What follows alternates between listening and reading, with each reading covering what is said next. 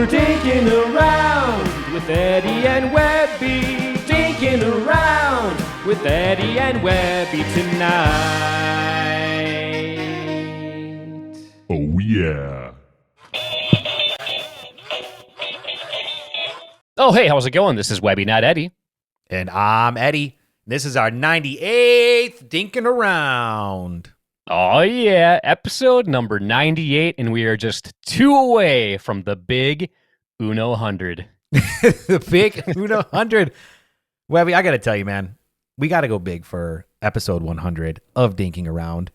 I think we should do it live. We haven't done it live in a long time. What do you say? Man, it has been a very long time since we did a live episode, but I do feel like that could be a lot of fun. I mean, that's how we started with Dinking Around. The show started live. It was our old post-podcast show. I think we should do it. I think we should go live. Let's do it, guys. We'll be giving you plenty of notice so that way you can join us live. We're going to have maybe a Q&A section. Maybe we'll have some comments coming through. It's going to be a lot of fun. More details to come. Keep an eye out for that, right? Yeah, stay tuned for the next episode. We should have more details locked in, but we're going to go live. We're going to probably have some special guest appearances at some point, and there's a very good chance that there may be a paddle giveaway or two, so you are not going to want to miss the 100th bash, the 100th blowout episode of Dinking Around. That's right. Paddle giveaway, huh? I hope it's from our friends over at Valera Pickleball. Guys, listen, Webby and I have been playing Valera paddles since before we even partnered with them. You want to know why? Because they're freaking good. They're great paddles. I love them. Listen, if you want something that has power, control, and spin, you got to go with Valera. Such great paddles. Like you said, we've been playing with them before we ever formed a partnership. Lately, I've been loving the Mach 2 Forza, the Control 2 Forza. Their new hybrid paddles are awesome. Like, there's so many good options to choose from. I have a difficult time picking a favorite, but they make great paddles. Well, just like it's hard to pick your favorite kid, it's hard to pick your favorite paddle. But if all your paddles are from Valera, they're all going to be your favorites. Seriously, guys, go check them out. Valera.com. Use coupon code PB for life, and you're going to get what, Webby? You're going to get yourself 10% off your order, and it's also going to show us some support in the process. So thank you. Thank you. Valera.com. Coupon code PB for life. But Webby, I'm just dying to know. What in the world is in that drink? What you got in that drink? Well, I am very excited for my drink. I actually took a trip to Chicago last week, and on my route, I drive through Indiana briefly, and there is a brewery that I am a huge fan of in Indiana, and that is called Three Floyds Brewing. I knew it. I knew you were going to say it, Webby. Yeah, have to. Anytime I'm in that area, I've got to get something from Three Floyds. So I got a variety pack, so maybe the next couple episodes I'll drink stuff from them. But for today's episode, I'll be drinking what's called Gumball Head, and this is an American wheat pale ale, and I am very excited to give this one a try. So you haven't had Gumball Head before? Surprisingly not. I've been meaning to try it, but I never have until this point. I'm excited for you to try it. It's a good beer. I went a little bit different route, and I mentioned before that I'm trying to clear out my beer fridge, and I must have bought this, I don't know when, and I don't know why, but it's basically from Armed Forces Brewing Company, the Cat Shot. It's an American craft lager, and basically this somehow supports our troops, which I'm a big fan of, and it says Liberty deserves a great beer. So I'm excited to be sipping on this Armed Forces Brewing Company American craft lager this evening. So cheers, my friends. Very cool. I like it. Yeah, cheers, everybody. Please let us know what you're drinking down in the comments below. Well, it's a bit flat. It's a little malty, but not a bad beer. As you can see, there's like no carbonation going on in there at all. It's kind of almost like a cider. The Gumball Head is very, very good. Wow. That is delicious. What would you compare it to? Is that more like an Oberon? I was expecting something like an Oberon because it says it's an American wheat pale ale, but it's more of a pale ale than a wheat, I would say, because I'm not the biggest wheat beer fan, but I love pale ales, and this definitely tastes more like a pale ale, so it's hoppy, but not overly so. Like, it's very smooth. very refreshing, very tasty. I'm liking this. I will definitely buy this again in the future. It's been a long time since I've had one of those, like probably over 10 years. So I miss it. So good. So good. Yeah, Three Floyds, they make such good beer. Oh, yeah. Incredible beers. Wait, it sounds like you might have a shout out. I do. I actually got a chance to check out another brand new facility in Michigan, and this is Pickleball 365. And I'm telling you what, they have the most state-of-the-art facility I have seen so far. They are actually open 7 days a week, 24 hours a day, 365 days a year. And the way that they make that work is if you use their app to reserve court time, that's how you get in the door, because the door is always locked. But if you have court time, I think they said 20 minutes before your reservation time, you can use the app when you're standing near the door, tap the button to unlock the door, and then that gets you into the facility. They have 3 brand new dedicated indoor courts. And I think that's brilliant, being able to go 24 hours a day. I mean, some people that work like weird shifts, they might only be available in the middle of the night. So that's an option at this place. The lighting is really good there. They use pod play. That is awesome. It's a way to keep track of the score while you're playing in real time. You can see it on the screen. They have a big screen nearby. And then also, if there's ever like a really good play, or even maybe a shot that you think might have been out, but you're not positive and you want to see a replay, you tap the replay button and it shows up on the big screen next to the court. Very state of the art, very cool place. The people that run that place are awesome, super nice. I can't say enough great things about Pickleball 365. In fact, I did a video when I went there for the first time ever that is on the Eddie and Webb YouTube channel. So if you want to check out the facility on the video, make sure you check out our YouTube channel. And if you're ever in the Fairhaven, Michigan area, you're definitely going to want to check out Pickleball 365. When I'm up in Michigan this summer, I hope to check it out. You definitely should, but I'm actually checking out my watch, and it looks like it's time. Now it's time for Memes of the Week. Yeah! That's right, Memes of the Week, the hottest segment in all of pickleball podcasting. So, Eddie, what kind of memes you got for us this week? Well, I got one from our friends over at Memes of Pickleball. Big surprise, right? And if you guys remember, Ben John's rage quit at MLP Columbus. Can I use that term? Is that a term that the kids use still these days? I know they use it when it comes to gaming, like video gaming, but I think we should start using it for pickleball too. All right. Well, Ben John's rage quit during MLP Columbus because he didn't like the lighting.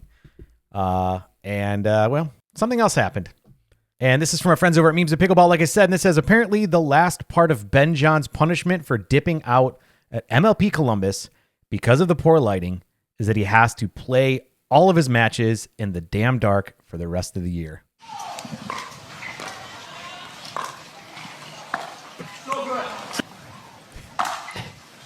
I mean, look at that. Like, there is a horrible shadow on the court. You can't see at all. Oh, It's so wild to me. Ben Johns is so accurate, so precise, has incredibly fast hands.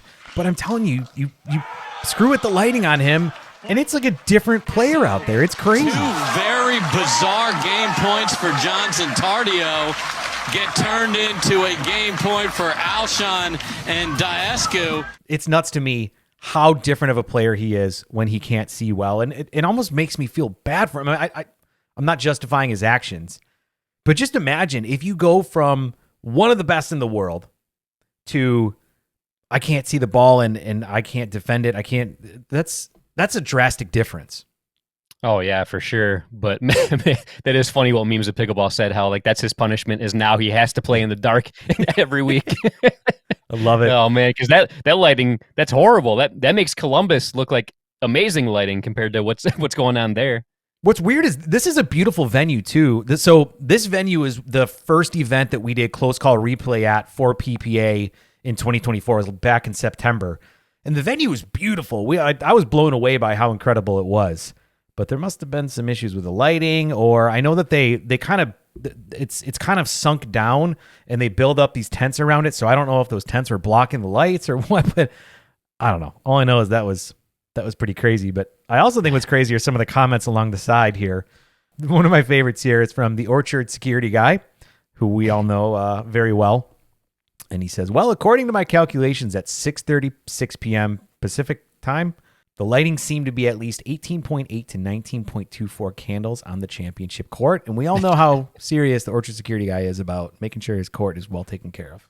Yes. Yep. So he knows exactly how many candles worth of lighting that would be on the court. So I trust him. I agree too. Sorry, not sorry, Pickleball. He's so brave for playing in unsafe conditions. Oh, Chris. And then you see this down here from Maggie. Karma is a bitch. Uh-oh. Them's be fighting words there, Maggie. Yikes. Yep. Stirring the pot there. Anyway, that was my meme for this week. Webby, what do you got? Well, there's an account that I just recently found on Instagram that has some great stuff, and I absolutely love their account name. This comes from Resting Dink Face on Instagram, and I've actually got a few that I want to show from them.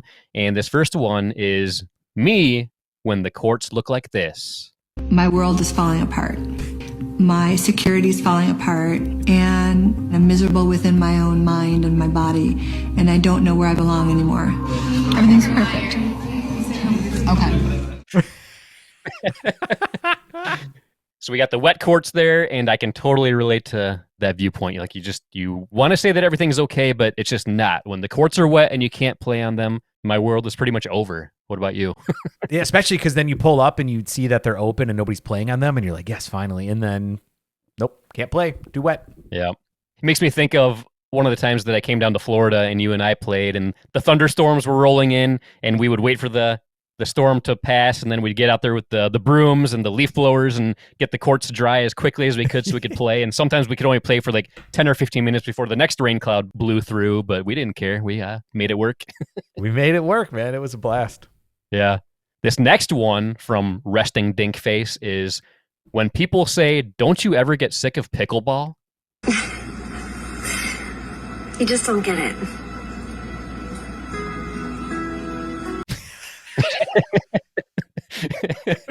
I gotta see that again. What does she do with her face at the end? You just don't get it. What? What is over her shoulder? Like what? Yeah, but I feel like the face is the best part, like the way that she's just like, whatever she did. Oh my God, that's classic. I love it. But yeah, I totally understood what she was saying with that face. Yeah, you just don't get it. And last but not least, this is POV. The mom from White Lotus shows up at open play. This is it? This is the pickleball everyone's talking about? You're dropping out of society for this? Do you all have some sort of coach? Some sort of guru? You are such a darling girl. Why are you playing with these middle-aged weirdos? Come to North Carolina. I can introduce you to some respectable tennis players. I can get you out of here. And I'll be honest, I have never seen White Lotus. I don't know that character, but I still thought that video was hilarious. And it reminds me of like the typical tennis player that looks down on pickleball, and I feel like that's like the Karens of the world, the tennis players that hate pickleball. I feel like that's just an accurate representation, and I'm sure if you watch White Lotus, it probably makes it even funnier. Yeah, I don't even know what White Lotus is, to be honest with you, but if she's in it, I either will love it or want to punch the TV if I watch it. Right. But good stuff, Resting Dink Face. I will definitely be checking out your account for possible memes in the future. Absolutely. Hope you guys like these memes. If you did, let us know. Put some comments down below. And if you have a meme you want us to review that's pickleball related, or maybe not, I don't know. It doesn't have to be so strictly for pickleball. Throw it down in the comments below as well. Because I got to say, we've been having some great discussions in the comments, and I'd love to keep them going. It's a lot of fun. So throw it down there. You understand? Put a comment down there now. Do it now. Do it now. Webby, do you know what else we should do now? What's that? Now it's time for Topics of the Week. That's right. Topics of the Week, where every week Webby and I pick a topic that's pickleball related. We talk about it. And then we want you guys to tell us your thoughts as well, because it's really boring if it's just Webby and I talking about this stuff. So let us know your comments down below. What are your takes on all this? Webby, what is your topic this week? Well, this one might be a quick one. I just have a kind of a general question for you and anybody tuning in, but I just want to know, why is pickleball so toxic when it comes to social media and comments and stuff online? I mean, it's just crazy. And I'm not talking about like your typical trolls. Like, we've got people like Maurice the Grease and we've got people like Odoth. I feel like there is a place for them. Like, they kind of call out people's BS in a fun, entertaining, maybe sometimes a little edgy, over the line kind of a way, but for the most part, it's just kind of funny and entertaining. I'm talking about the people, like, let's say I do a post on the Pickleball forum and it's like a general question, or maybe I want to play like a fun video of a highlight from a match I did at Open Play or something like that. But that's when all the toxicity comes in. All the comments are just so savage and brutal, and it's just like the opposite of what I think of when it comes to pickleball. But when it comes to online interactions and social media, why is it so toxic? I don't know. This is tough because I am definitely not someone that trolls or really posts at all. Like, it's just not my thing. If you're talking specifically about the Pickleball forum, I think it's because it's on Facebook. And I don't know what happened, but a lot of the younger people moved out of Facebook, and then the older people just felt like this was their ability to just crap all over everybody and everything and every opportunity they can to speak. I don't like that. I need to say something about this. It's important that I say something about this. And I think that's where it comes from, when really, like, guys, nobody cares. Just nobody cares. That's my take. What about you? I definitely think Facebook is the worst when it comes to that kind of stuff, but it isn't just in Facebook, because I see it a lot in YouTube comments, on Instagram posts and stuff like that. So it's definitely not just Facebook. And I was actually tuning into an interview that the Pickleball Studio did with the guys from Friday Pickleball, and they kind of touched on this a little bit. And a lot of the guys from both Pickleball Studio and Friday Pickleball, they have content creation backgrounds, and they were doing that before getting into pickleball. And they said they never saw such toxic comments and replies as they did when they got into pickleball. Like Chris Olsen, he used to do speed cubing. He never saw stuff there. The guys from Friday Pickleball, they had various different content creation ventures that they've done. And they said nothing compared to what they see in the pickleball world. One thing that they mentioned is it seems like they can tell when the tennis players get a hold of the videos that they post, because a lot of the people that are obviously pickleball haters and tennis lovers, when they start chiming in, that's when stuff really takes a turn for the worst. Do you think a lot of it is that? Like, could it be just a lot of tennis players that still just can't stand the fact that pickleball has become so popular and they just crap on it any chance that they can get? I think that's part of it. But I think that because pickleball is growing in popularity and it really just pisses some tennis players off. I don't know why, but it does. For some reason, it's really just seems isolated to tennis. I don't see this in the table tennis world, which I'm kind of part of now. I've never experienced this anywhere else. It seems to be isolated to tennis, and maybe it's just the personalities that are drawn to it. But Webby, I think you could also see that the more tennis players that are coming over into pickleball, especially on the professional side, are also some pretty toxic characters as well. Yeah, I definitely have noticed that as well. And I do feel like a lot more chirping started taking place after people from the tennis world kind of made their way into pickleball. And in some ways, I kind of like it. It makes things interesting. But I feel like there is a line that people can cross, and a lot of people have been crossing that line lately. And I mentioned Maurice the Grease and Odoth earlier, and I do feel like they really dance on that fine line. Like they're right on the edge. Like sometimes, like for the most part, it's good, harmless fun, but there are times where it's like they kind of lean a little over one direction to where people could get offended by the things that they say. But for the most part, I feel like it's all in good fun when it comes to the stuff that they post. And I feel like Odoth is really good about calling different organizations out and certain pro players out for their BS. 100%. I think the other part of this too, Webby, is, and we've noticed this from videos that we've posted of us playing, and people love to crap all over someone else's level of play, right? Especially if somebody's saying like, "Oh, I'm a 3.5," and it's like you're not even a 2.8. You know, it's like Right. okay, well, fine. I think that's part of it too. I don't know why. Again, that's not something that I do. I've never been sitting here watching video of somebody playing and being like, I got to tell them that they suck worse than they think that they are. It's like, that's never, Right. that's not something I think of. So it's hard for me to put myself in their shoes. But I do think there's a lot of people out there who love to crap on people's play. And on the flip side, there's also a lot of people who think that they're way better at pickleball than they are. And the combination of the two, it's like, I mean, you're talking about like freaking conservatives versus liberals. Like, it's just an incredibly polarizing topic. Oh, for sure. And like you said, like, I feel like the worst thing you can do when posting a video of yourself playing is put whatever skill level you played in, because no matter what skill level you put, people are just going to crap on you hardcore. They're going to say like, oh, 4.0, yeah, right. That's like 3.0 at best where I'm from. Or like in my case, there's been times whenever I play with my daughter, we do 3.5 tournaments because like my duper rating is like around 3.75. Hers is like 3.1. So I feel like 3.5 is like a really good middle ground because we can usually hold our own. We don't really do well in the 3.5 level, but it's still fun and competitive.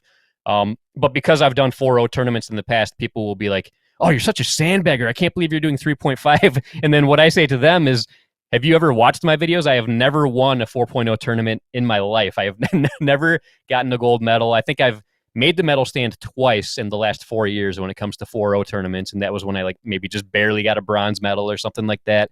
Like, yeah, I've done 4.0 tournaments, but I've never won a 4.0 tournament. How does it make me a sandbagger if I do a 3.5 tournament and still don't win? Because I did a tournament video with my daughter where we didn't make the medal stand and they called me a sandbagger. Like, does that even make sense? I'm in a little bit of a similar situation. I have not played pickleball at all in months. And if you look at the last 18 months of my life, I've hardly played much at all. And my duper rating is a 4.2, but it has a 1% confidence score. 1%. Okay. Yeah. So if I was going to go and sign up to play a tournament right now and I win it at 4.0, I'd probably get destroyed. It would take me a few weeks to get back to where I was before of playing consistently. And I don't see that happening. I also was thinking about it recently and I was like, maybe I should sign up for a league. And I'm like, well, where should I sign up? If I sign up for 4.0, again, it's going to take me a few weeks and probably be pretty frustrating for some other people that I'm on the court with. But if I sign up for 3.5 in a few weeks, I'll probably be at the top. And people might be annoyed that a 4.2 duper rated person is playing in it. So I kind of feel like, Webby, sometimes you just can't win and you just got to do what feels right based on your situation. Yeah, I totally agree. But what do you guys think? Am I just a boomer that's complaining about the kids being on my lawn with this whole thing? Or do you agree? Is pickleball, when it comes to online interaction with on social media or comments on YouTube, is it way too toxic for such a glorious, friendly, and fun sport? I think so. What do you guys think? I want to hear about it too. Let us know. But what do you got for us today, Eddie? I was watching some pro pickleball a little bit this past weekend, and I was thinking to myself, what are some strategies or coaching or just things that have changed in pickleball over the years for us? So we started 2017, 2018, right? And now it's 2025. And obviously the sport has changed. You can go watch any pro event from 2018 till now and see that it's completely different. But it also means that the strategies have changed. So I'm assuming that if you went and got a lesson today versus a lesson 5, 6, 7 years ago, there would be things that are taught differently now. And I wanted to go through a few of those and also see if there's any in particular for you that stand out. And I think the first one that really sticks out to me is, what has always been called the most important shot in pickleball? The third shot drop. Third shot drop. That was always how it is, right? And obviously it's the third shot and, you don't always have to drop it. But if you go back to our beginnings of pickleball, we were dropping way more than we were driving. And honestly, I still feel like I play like that where I'm only going to drive when I'm in an ideal situation where the ball is maybe, bouncing high off the ground in front of me, right in front of my forehand. Otherwise, I'm probably going to drop and then either have a nice fifth shot drop to work my way to the line if it's a little bit high. But that doesn't seem to be the case anymore. If you watch pro, especially, most thirds and also a lot of fifths are drives. Have you noticed that?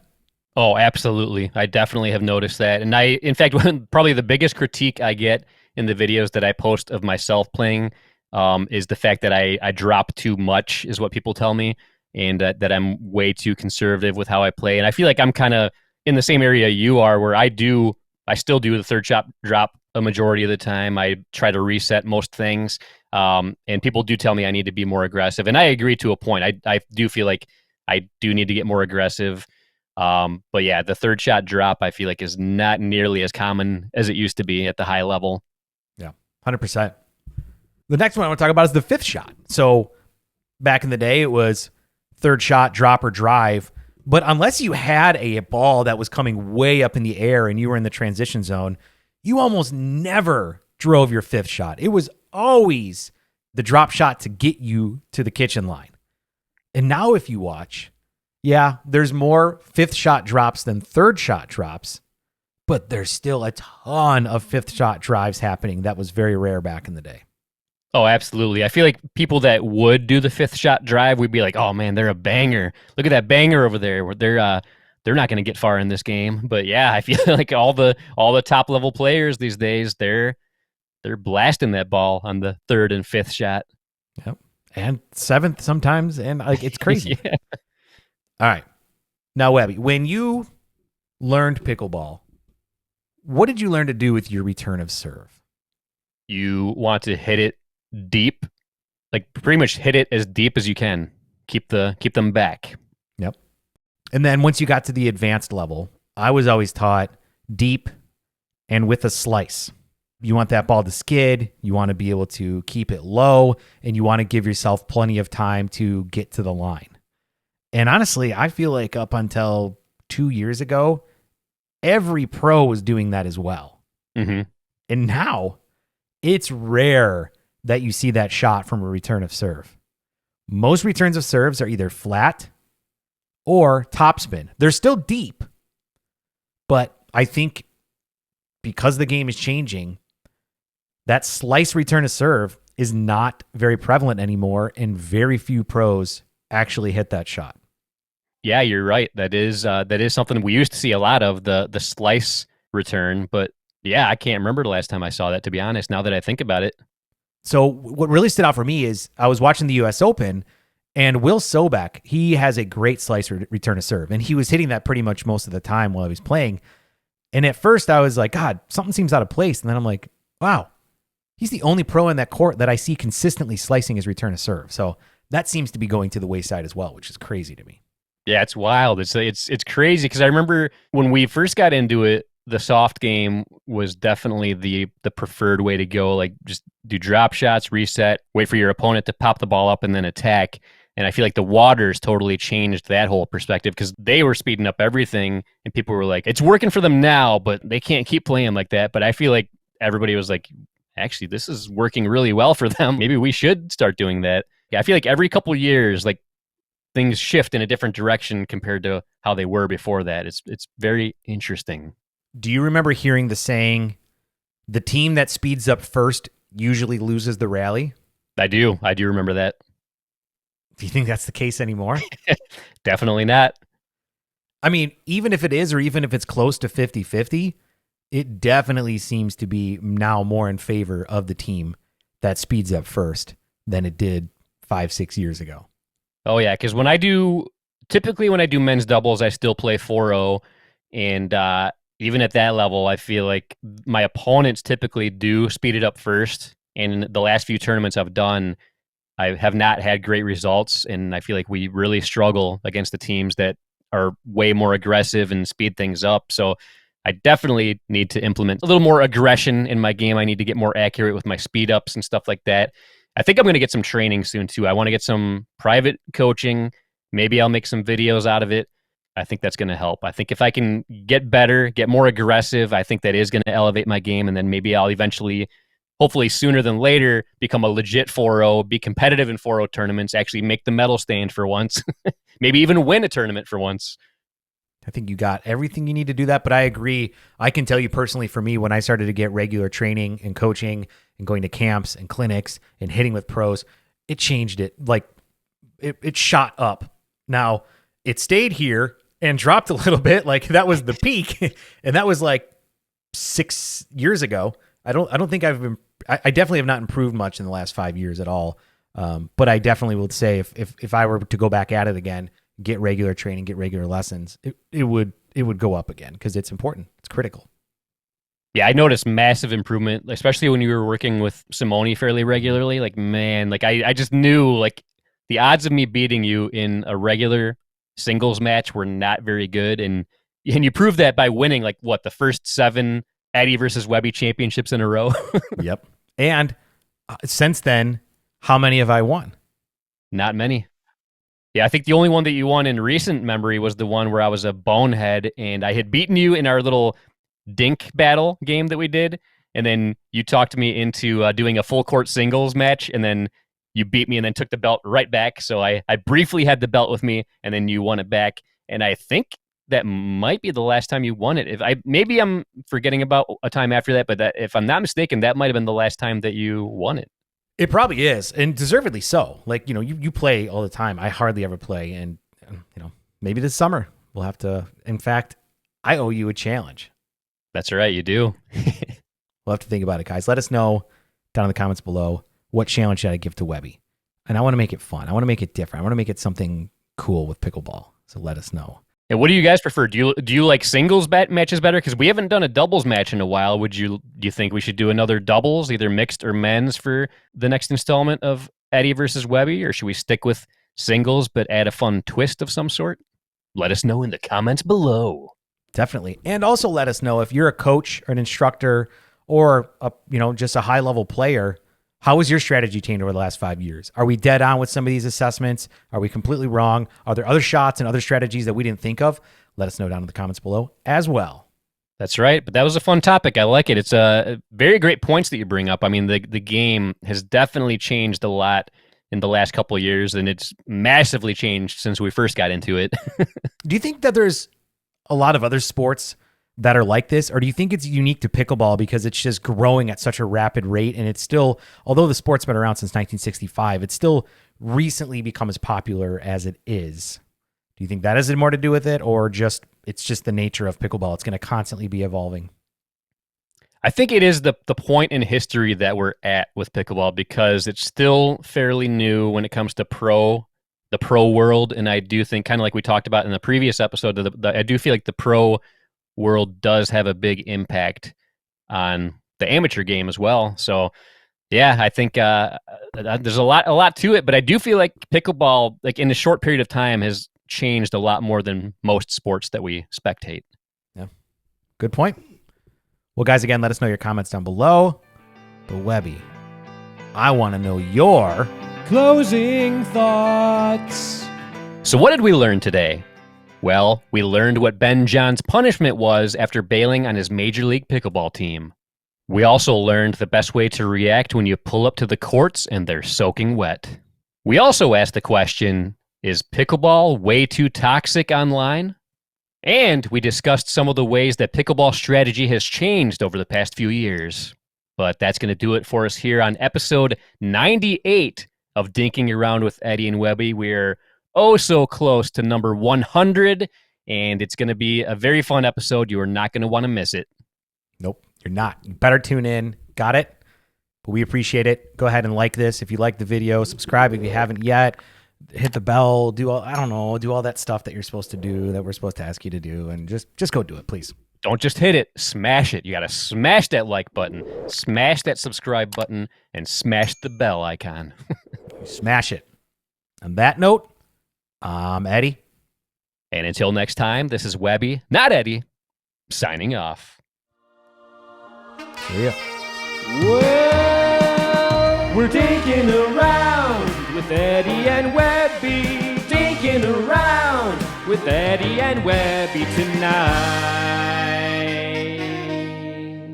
Oh, yeah.